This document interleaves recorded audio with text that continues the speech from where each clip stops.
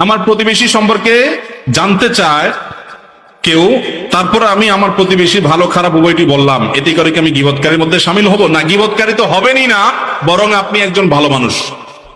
কারণ আপনার কাছে যখন কেউ কারো সম্পর্কে জানতে চাইবে, ধরেন কেউ মেয়ে দিবে, বিয়ে কারো ছেলের সাথে আপনার কাছে এসে জিজ্ঞাসা করলেন, ভাই অমুকের ছেলে অমুককে চিনেন? আপনি বললেন হ্যাঁ চিনি, আমার বাড়ির পাশেই তো তার বাড়ি।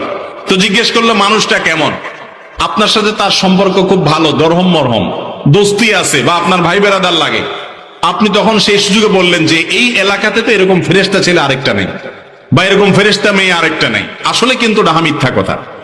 তাহলে এটা হলো আমানতের খেয়ানত করা। আপনার মিথ্যা কথার কারণে সে ব্যক্তি সেখানে আত্মীয়তা করে ধরা খাবে। তাহলে আপনার এই কথার কারণে লোকটা বিপদে পড়বে কি পড়বে না? এইসব জায়গায় তার যদি দোষ থাকে, সে দোষ বলাটা বরং দায়িত্ব, সে দোষ বলাটা বরং কি